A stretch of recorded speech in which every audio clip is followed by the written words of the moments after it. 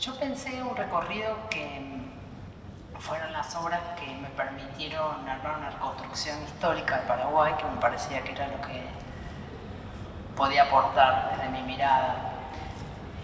Lo primero que quisiera decir antes de comenzar por algunas obras que he seleccionado es que es una obra, son la primera vez que llegan artistas paraguayos al MALBA, el Museo Latinoamericano. Eso es de arte, me parece como importante destacarlo. Y también me parece importante destacar que es una obra que la curadora ha decidido nombrarla a partir del guaraní. Eso genera seguramente una especie de incomodidad para todos nosotros, parlantes de otras lenguas posibles, y no me parece casual la utilización de la AO, que remite a una idea de adorno, abrigo y atuendo. Sobre el textil, es una obra, como su nombre lo indica, AO, episodios textiles del arte visual en Paraguay. Lo textil está pensado a partir de poder reflexionar sobre las formas de escritura, las formas de trabas, las formas biográficas y alfabetas en las cuales podemos hablar. También se puede hablar a partir del tejer. Nosotros podemos comunicar a partir de textiles, como todos nosotros, estamos vestidos de una determinada manera, ¿sí? Y este momento de industrialización de nuestra ropa no siempre fue así, sino que sobre la idea del textil y sobre la idea de esa trama hay comunidades, ¿no? Y es la idea de la comunidad sobre la cual quisiera trabajar acá.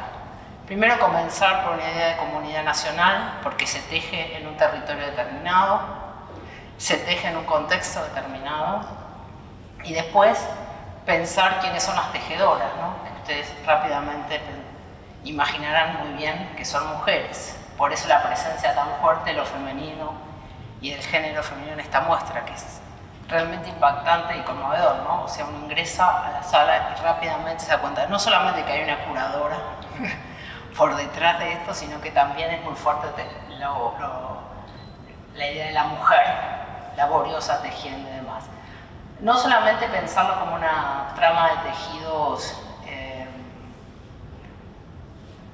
como un trabajo, digamos, alienado ni repetitivo, sino también me gusta pensar a las tejedoras como un espacio de construcción de identidad y autonomía, ¿sí? Las identidades constriñen, pero también permiten autonomizarse. Por eso, si me permiten, nos movemos, ¿sí?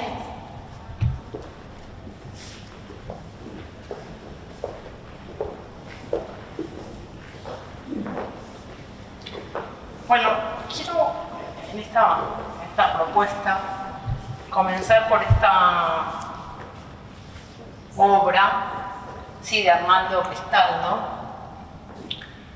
Esta obra que alude a dos escudos, ¿sí?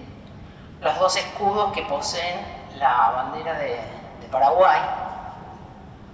Ustedes pueden observar, pueden intervenir también, por favor, porque yo no es que tenga conocimiento ilustrado. Y a ustedes les puede despertar las obras también sensaciones que podemos compartir. Como ustedes ven, son dos banderas, ¿sí? Son los inverso y adverso de una bandera. Algunas son puntos que no están terminados, ¿sí? Son escudos que no se terminaron de coser, no se terminaron de definir. Y es interesante la apelación de la autora a esto, porque estos escudos se han ido modificando a lo largo de toda la historia de Paraguay, ¿sí? Se han ido modificando según diferentes momentos históricos cruciales, como han sido el momento de constitución del Estado-Nación, la guerra de la Triple Alianza. Después vamos a irnos un ratito a la guerra del Chaco, la dictadura y la transición a la democracia también. Son escudos, símbolos finalmente nacionales que han sido modificados e interviniendo. Está la idea del luto, ¿no? De la bandera, que alude a una guerra, probablemente, y está la idea de la pureza, ¿sí?, de la patria. Sobre estas dos ideas de lo imperfecto de las identidades de los estados y la posibilidad también de modificar esas identidades, es donde me parece la obra y el artista nos quieren interpelar. Luego me gustaría pensar un poco el ovillo. Yo digo el ovillo, se llama Banderas la obra de Joaquín Sánchez. Joaquín Sánchez, que es un jovencísimo artista que nació en Paraguay y vive en Bolivia. Y ese ovillo tiene los colores de la bandera paraguaya, que llamativamente la bandera paraguaya tiene los colores de la bandera francesa, ¿no? Una idea de ilustración muy fuerte. Y la bandera boliviana, ¿no?, que hacer un poco con esas dos identidades, cómo la guerra envolvió esas dos identidades. Ustedes recordarán seguramente una frase muy clásica de Roa Basto, que Paraguay es una isla rodeada de tierra, ¿sí? Y Paraguay participó de guerras con todos sus países limítrofes. La guerra de la Triple Alianza con la formación del Estado argentino y Brasil, y acá tenemos la otra guerra, la guerra de los años 30, la guerra que trastocó muchas de las estructuras sociales y económicas del Paraguay. Ustedes seguramente conocerán también los nacionalismos, ¿sí?, de los años 30, que no solamente recorren el Paraguay, sino que también recorren toda América Latina. Y la guerra de los años 30 con el Chaco, que se disputaba el Chaco con Bolivia, alude también a no solamente una identidad casi confusa en construcción, ¿no?, a la arbitrariedad de la frontera, ¿sí?, y a la arbitrariedad de las guerras también con países limítrofes. Ese ovillo desprolijo, por decirlo así, no finalizado, que contiene hilos que no han podido amarrarse a ese círculo, nos habilitan a pensar no solamente las guerras y las identidades, sino las posibilidades de cambio de esas identidades nacionales, ¿no?, que no solamente están en construcción en estas banderas desdibujadas o estos escudos desdibujados, sino también en la propuesta que nos hace el artista, que es un artista también, como toda la generación que nació entre los 40 y los 80, altamente conmovido por los relatos de la Guerra del Chaco, relatos que son absolutamente vívidos. Todos participaron de alguna medida de la Guerra del Chaco. Cualquiera tiene un relato, casi todos tenemos un relato sobre la Guerra del Chaco. Tal es así, digamos, la impronta de esa guerra en esa generación, que seguramente ustedes han visto o conocerán a Paz Encima con la película Maca Paraguaya, ¿no?, que son precisamente dos padres que esperan que el convicto, digamos, están esperando en la espera.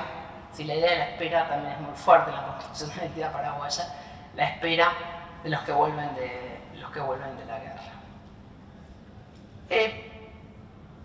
El otro gran ciclo político que en algún sentido habilita la guerra del Chaco y que finaliza con la dictadura de Stroessner, ¿sí?, en el 54, 35 años de dictadura, de un orden autoritario, rígido. Me gusta pensarlo a partir de la obra de Salerno, esta obra,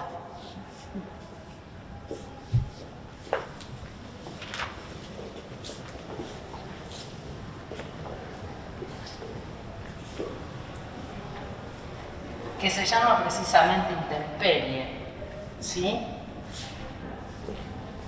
y que repite, ¿sí?, de forma mecánica,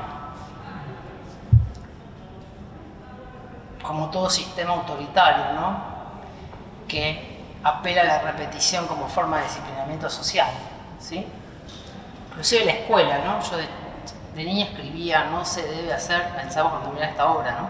Cuadernos, largos cuadernos y renglones diciendo lo que no se debe hacer.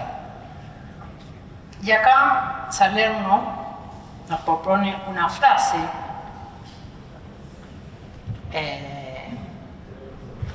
que se supone, y en eso juega también Salerno, corresponde a Heidegger, y dice: salí del encierro oliendo a intemperie. Salí del encierro oliendo a intemperie. Se puede salir del encierro de muchas maneras, no siempre a partir de la intemperie, ¿no? Pensaba en cualquier institución total, en el encierro, cualquiera de nosotros que atravesó una larga enfermedad en un hospital, lo que nos pasó con el encierro a partir del COVID, ¿sí? La primera salida de ese encierro no siempre puede ser una sensación de libertad. Esta apelación a la intemperie, ¿sí?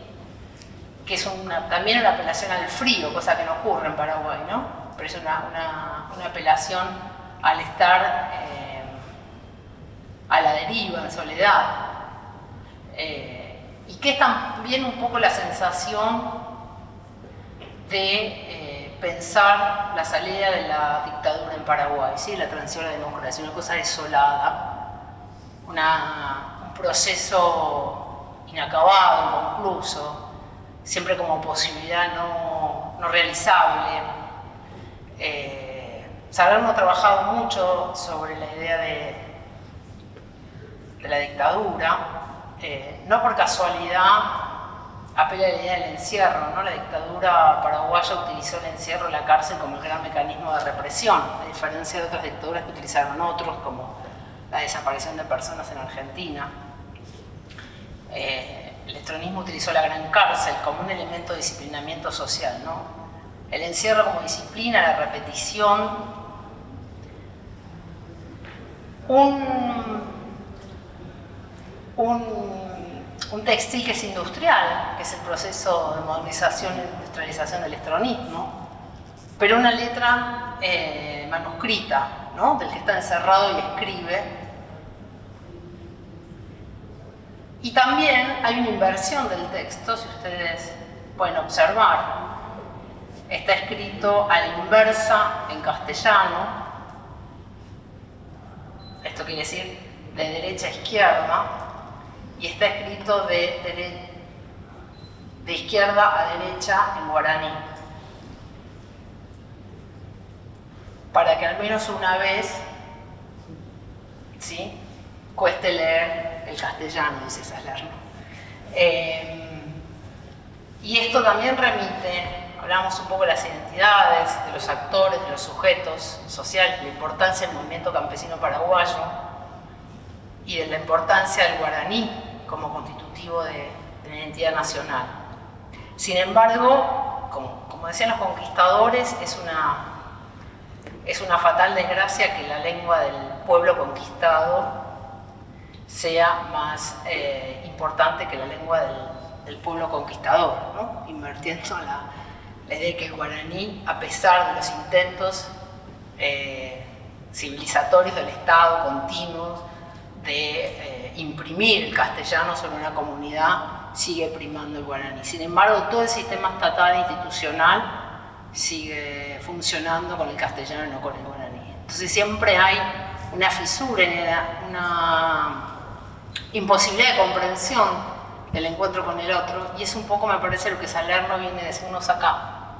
Además de todo esto, la idea de la dificultad de la comprensión en otra lengua, el leer un poco al revés, el inverso. Y me gustaría desplazarme de acá, no sé cómo voy con el tiempo yo, porque yo nunca me va bien con el tiempo. ¿Voy bien? ¿Qué se está bien con el tiempo? ¿Cuánto llevo? 24. Sí, pero no, porque empezamos un poco más tarde, así que debes haber empezado hace 15 minutos. Bueno, pues voy a llegar bien. ¿Quieren hacer alguna pregunta, alguna interpretación? ¿Les conmueve algo? ¿Algo que quieran agregar?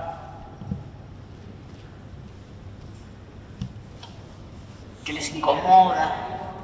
Sí. Me quedé pensando en esto de la fisura entre el castellano y el guaraní, porque me trajo una situación que viví justamente ayer atendiendo a una persona que me di cuenta que su lengua, como digo, su lengua materna no es el castellano.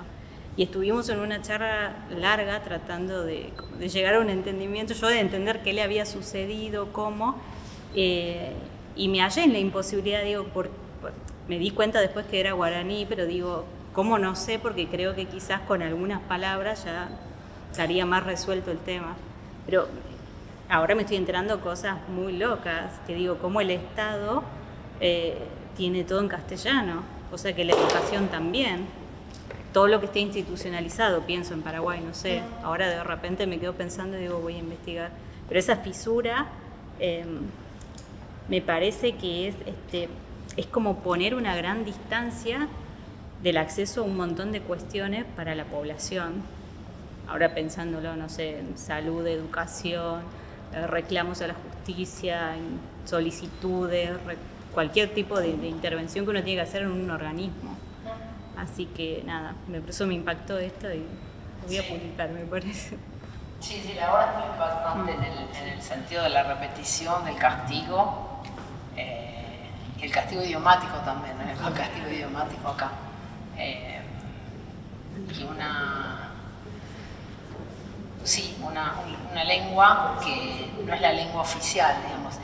Por más que se diga que es la lengua oficial, por más que se han hecho intentos de formalización de la lengua en las escuelas, pero es una lengua oral, es una lengua posible de ser formalizada, digamos, institucionalizada.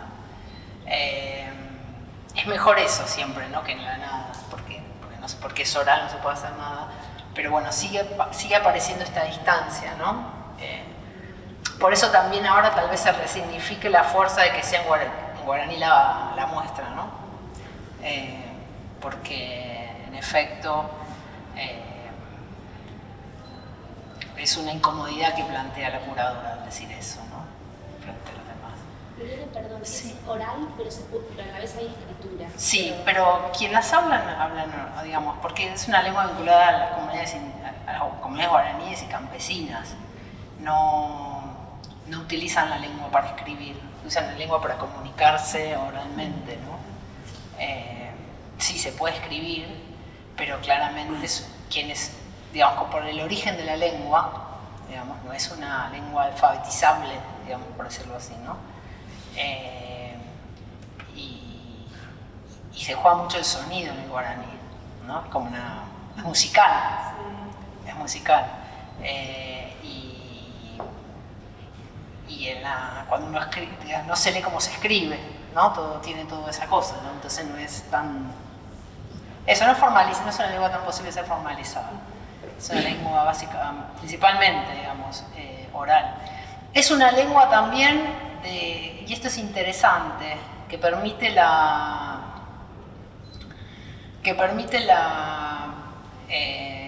hacer un poco más plebeyo el orden. Porque si ustedes probablemente se han tenido algún tipo de contacto, qué sé yo con mis amigos, cuando voy a Paraguay, entonces llega un momento que hacen un chiste en guaraní. Entonces, claro, nos quedamos todos, ¿no? O meten un bocadillo en guaraní y ahí hay una especie de... O si tomas un taxi, digamos, lo mismo, ¿no? Hay un momento que sale el guaraní y un momento que también uno se queda escindido. Pero también permite, para los hispanoparlantes, el otro puede subordinar con eso, ¿no? Sublevar el orden con eso, ¿no? Porque hay una apuesta a ese lenguaje que el otro no gobierna. No solamente es en Paraguay, ¿no? Porque volvemos a la idea de las fronteras, ¿no? La neutralidad de las fronteras. También se habla en el norte argentino muchísimo, en las fronteras con Brasil también, las fronteras con Bolivia también, digamos, es una forma de organizar lenguaje que no respeta fronteras políticas, ¿no? Y está bien que así sea. Hablando un poco de la desposesión del lenguaje, pero también de pensar un poco el orden autoritario, la idea de la repetición, la disciplina, pero lo desposeído. Me gustaría a la obra de Marcos Benítez, ¿sí?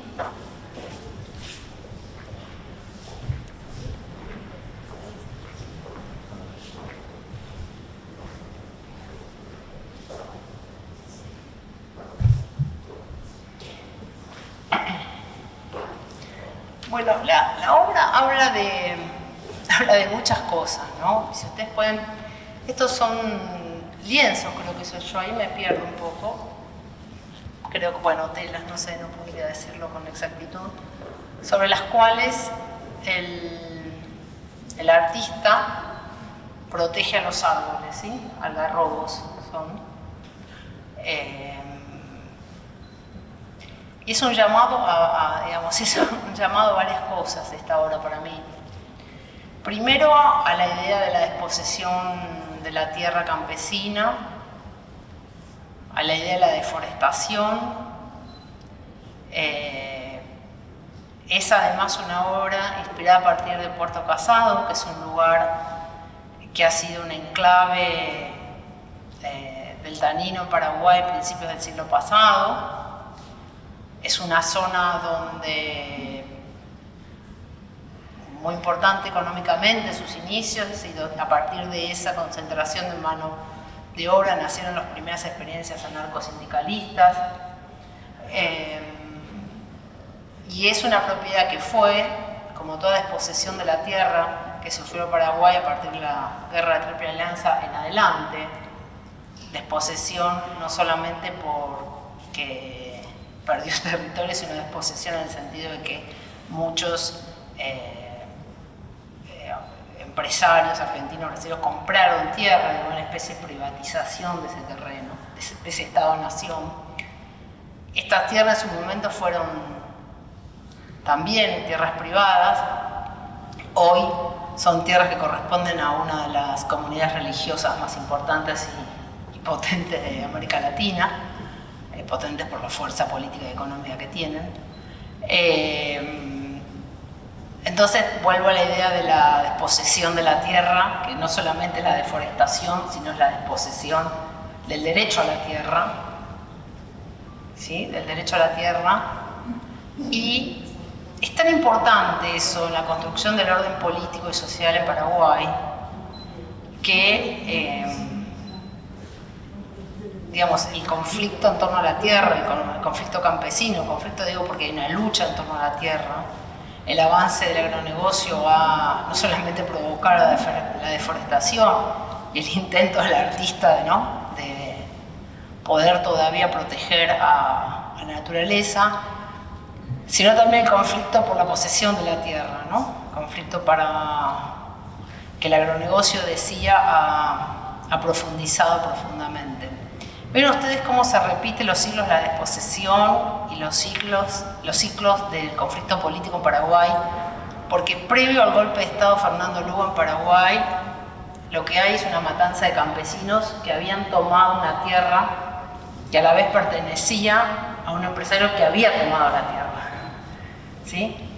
O que había adquirido la tierra de forma ilegal.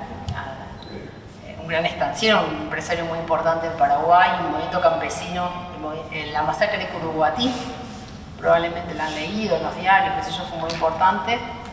Fue el preámbulo del golpe de Estado Fernando Lugo, que también fue la desposesión de la democracia, ¿no? Hablando de desposesiones, digamos, no solamente hay una desposesión de los derechos económicos, sino también, y muchas veces, una desposesión de los derechos políticos o de las libertades, ¿sí? Volviendo a Salerno, a la repetición y a la desposesión del lenguaje, que también es desposesión de muchas otras cosas en la construcción del sujeto.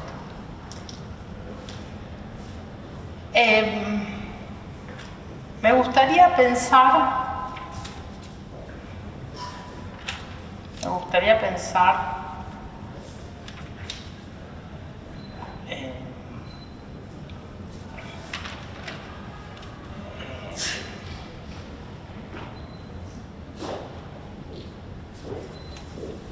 gustaría pensar ahora el sujeto mujer en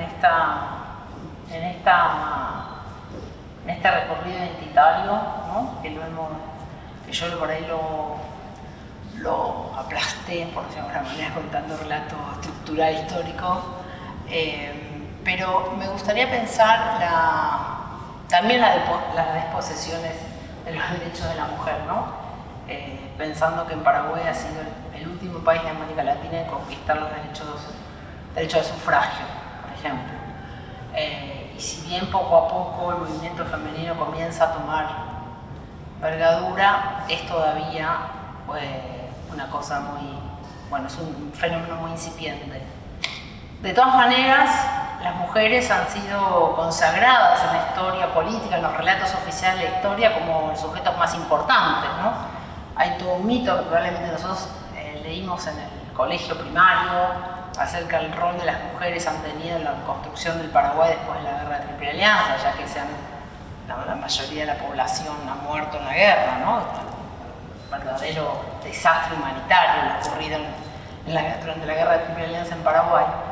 Y el rol de la mujer, que era un rol económico. Después los historiadores han dicho que en realidad no es un rol que nace, las mujeres se hacen proveedoras o organizan la vida económica y social de las familias a partir de la guerra, sino que era un rol que ya venían ejerciendo desde la colonia, lo cual es muy probable porque nadie se hace sujeto de prácticas inmediatamente, ¿no? Sino que eso siempre corresponde a unas herencias más o menos conscientes.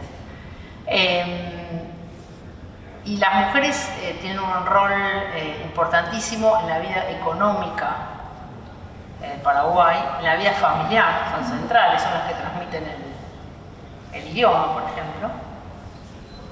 Y también son quienes construyeron a partir del tejer, ¿sí?, algunos espacios de autonomía política y económica. Me gustaría ver estas dos obras. Pueden quedar ahí tal vez, no sé. ¿Qué?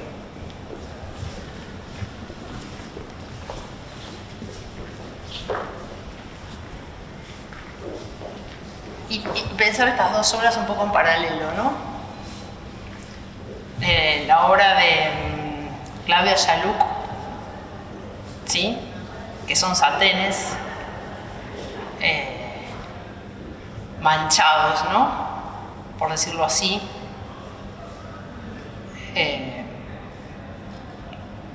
por la comida,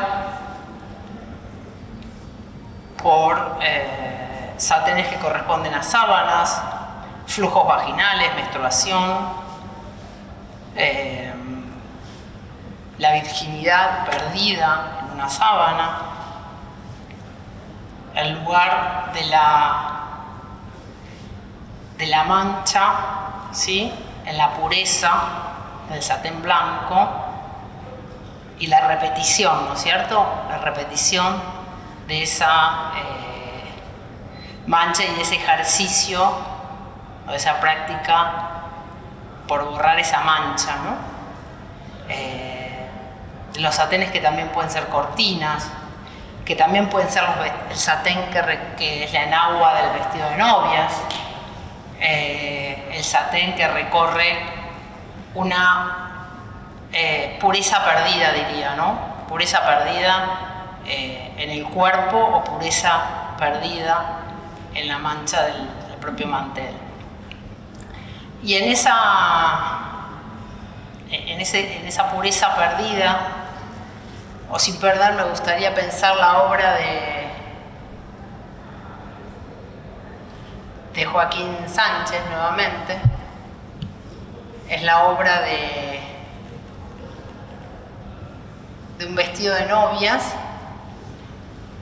intervenido a partir de un corazón con un punto ñandutí, que es el punto más importante, el punto característico del tejido paraguayo, por decirlo de alguna manera, uno de los puntos más importantes. Fíjense ustedes que es un corazón que no es el corazón del amor artificial o del amor que nosotros dibujamos, sino que es un corazón biológico, damos la figura de un corazón biológico, que estaba al mismo tiempo que que está en una caja, ¿no? Que está en una caja que podemos ver, pero finalmente está en la caja. Una institución del encierro que permite salir, pero finalmente una institución delimitada, diría, ¿no? Esta obra contenía originalmente arañas naturales que tejían, haciendo un poco alusión también al encaje, ¿no? Algo que se teje en la institución matrimonial y algo que se teje, que se convierte en tejedora la mujer al casarse. La intervención digamos, el corazón pegado sobre el vestido de novias es también la posibilidad del sentir y es también la posibilidad del huir de esa institución, ¿sí? El artista no solamente alude a una mujer, a una pareja, sino que alude también a la maternidad, ¿no? El primer vestido que interviene el artista es el de su madre. Y ahí quedaron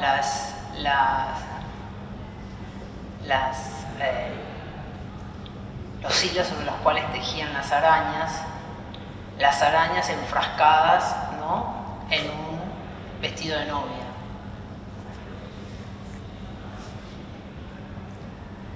Y al mismo tiempo, si ustedes observan, en las dos obras de Claudia Casarino, el sacrificio y las corolas, ¿sí? El sacrificio son los vestidos despojados de estética, diría, ¿no? Vestidos casi en aguas del trabajo, que tienen sin embargo bordado en la punta de cada uno, que remite un poco a lo femenino, aún en el sacrificio de una ronda de mujeres, ¿no? Y con eso mismo trabaja con las corolas, que son el espacio esas corolas se colocan en la cabeza y se transporta comida, cereales, objetos. Es también el sacrificio, ¿no? Porque digo, la obra de sacrificio está frente a la obra del vestido de novia, de la misma forma que el vestido de novia está frente a la obra del sartén manchado, ¿no? Y acompañadas por las corolas, que son también una manera de transportar los objetos. El sacrificio y el vestido de novia, que se llama Si Quiero esa obra, ¿no? Eso me parece importante ante todo, se llama Si Quiero. Si quiero una identidad, pero también una identidad de la cual se puede salir, ¿sí? Eso nos enseña Salerno al salir del encierro, aunque sale en la intemperie, sale del encierro, ¿no? Nos enseña también Joaquín Sánchez al mostrarnos ese ovillo desmembrado, ¿sí? Que es una identidad en construcción, y nos presenta también Martínez, me acuerdo de Martínez, o Benítez. Marcos. También la idea de las identidades y el sí querer y el sí poder sobre la disposición de la tierra y de los algarrobos sobre los que él trabaja. Hasta acá llego. Pero los escucho porque quiero que digan algo. ¿Qué les parece? ¿Alguna pregunta sobre la historia, la identidad? ¿Alguna interpretación? Algo que dije que no estuvieron de acuerdo.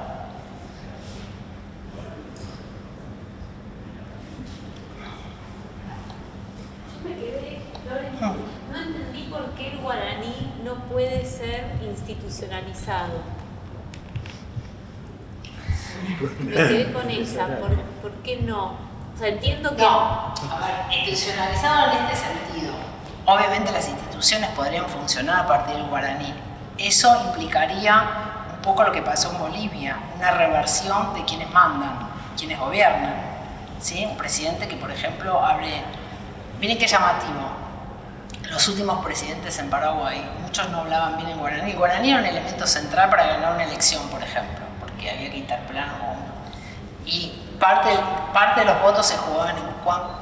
Porque quienes hablan guaraní se dan rápidamente cuenta, si sabes el guaraní, o sea, si vos naciste en una casa donde se hablaba el guaraní, o manejas algunas palabras en guaraní que te permiten utilizarlas, apelarlas y usarlas. Yo jamás podría darme cuenta de eso, pero quien habla el guaraní desde niño se da cuenta claramente si hay algo impostado, ¿no? Por decirlo así. Entonces, los últimos presidentes paraguayos han perdido ya, son más jóvenes porque vienen de familias de la burguesía que no hablan el guaraní ya más, han perdido un poco la lengua guaraní. Entonces, para que un Estado hable en guaraní, tienen que cambiar quienes gobiernan, ¿no? Un poco lo que pasó en Bolivia.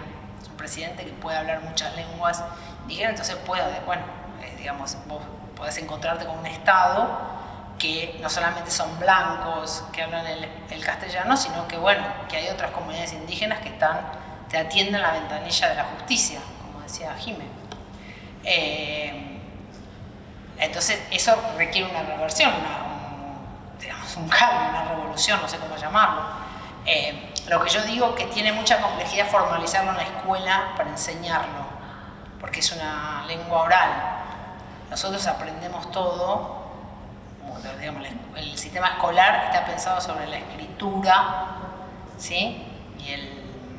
y el aprendizaje absolutamente formalizado. Cosa que una lengua que es oral, campesina, guaraní, no permite esa dureza del sistema educativo, no permite una...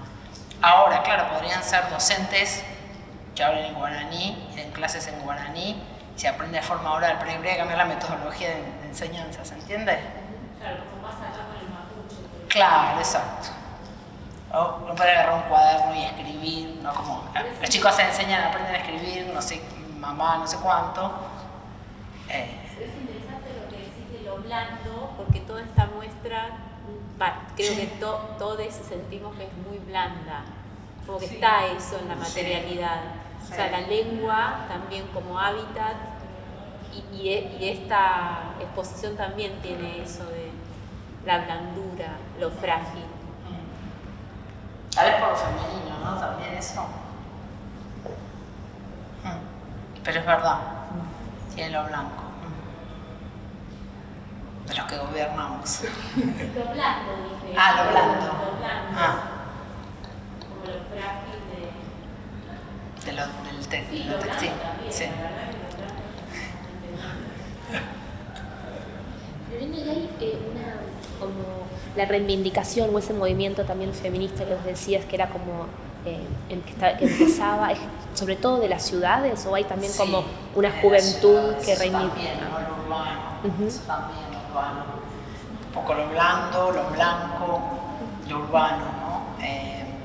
Por eso la obra de Salerno es la más urbana de acá, que es un texto, es una cosa industrial. Sí, es un movimiento urbano y pequeño, todavía es un movimiento urbano. Bueno, así nacen los movimientos feministas, movimientos urbanos y blancos en principio, después, bueno, pueden tener diferentes experiencias. Movimiento que se ha preocupado mucho por ir al campo, por hablar, digamos, ¿no? Conozco varios referentes. Hasta han podido crear un partido político, presentarse a elecciones en Asunción, ¿no? Digamos, es un esfuerzo realmente muy importante de militancia, pero bueno, todavía es un movimiento acotado que queda básicamente en la ciudad, en Asunción. En Asunción y el cordón de Asunción, el Gran Asunción, digamos, vive más de la mitad de la población de todas maneras. Eso también es un fenómeno novedoso dado por la desposesión de la tierra, ¿no? Los campesinos corren hacia las ciudades y empiezan a trabajar tienen trabajos precarios, informales, etcétera, etcétera, que los hace habitar en lo que nosotros tenemos en el núcleo suburbano de una gran ciudad. Y en grandes extensiones de tierra que le pertenecen a muy pocos dueños, entonces eso genera cada vez más un sistema, una sociedad más desigual, ¿no? Principalmente. Yo quería sumar como esa pregunta, sobre todo si había como una reivindicación del guaraní desde la juventud, como más allá de un idioma que ha resistido, si existe como culturalmente eso, como una conciencia de la juventud de salvaguardar, ¿no? Como esa identidad. No, me parece que no conozco, no, me parece que no. Ya es más vivido como una tradición pasada, ¿no? Ya no era. Y vuelvo a decir que hay fenómenos novedosos donde decían los candidatos a presidente que no eran guaraní, ¿no? Antes era difícil ganar una elección sin saber hablar guaraní y hoy pasa, digamos, ¿no? Eso tiene que ver con que efectivamente hay una pérdida, pero por lo menos no hay una gran extensión de la utilización de esa lengua que se va perdiendo también en generaciones más jóvenes, que ya no la hablan, no la enseñan, no la reproducen, y bueno, hay una pérdida. No la viven como un espacio de resistencia tampoco. Tampoco lo ven como una identidad, digamos, ¿no? En el doble sentido de la resistencia y la posibilidad de autonomía, ¿no? Las dos cosas que brindan una identidad.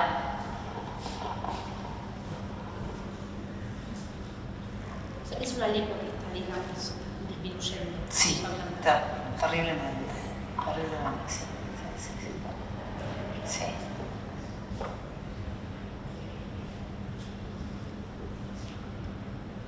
Una pregunta más.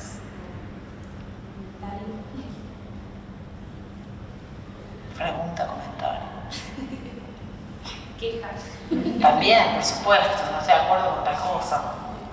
Todo acá puede ser revisado. Nadie tiene el sabor de nada, por suerte.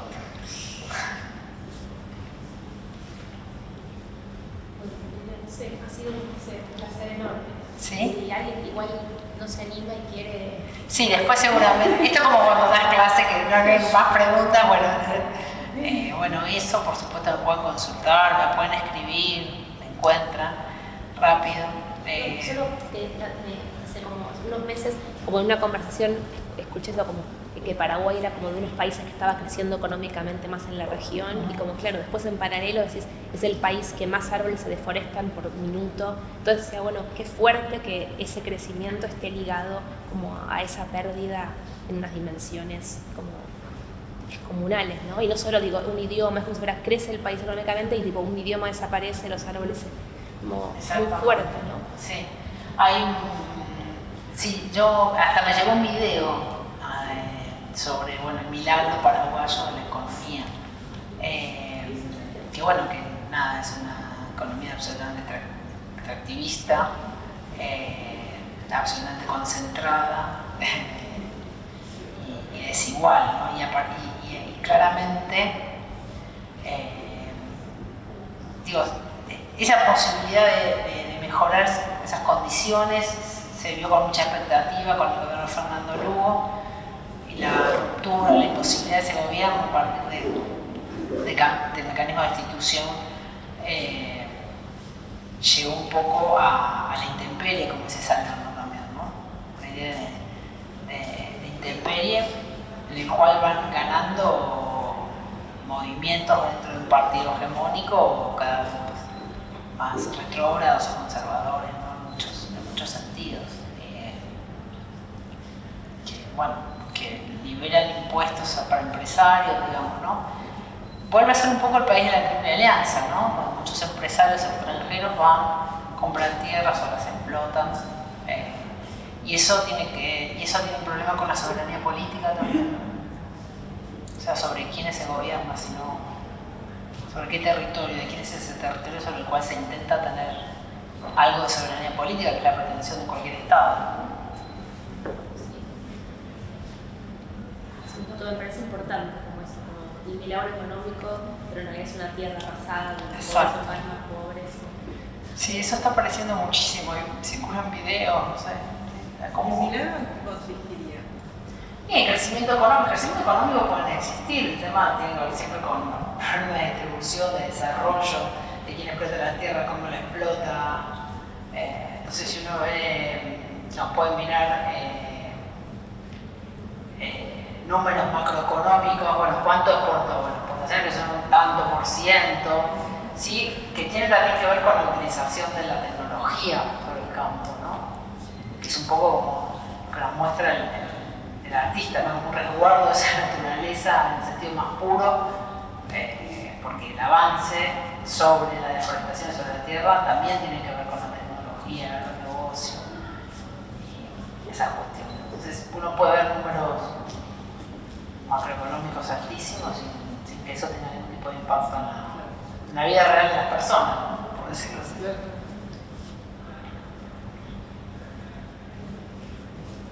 Bueno, Lorena, muchas gracias. No, gracias a ustedes.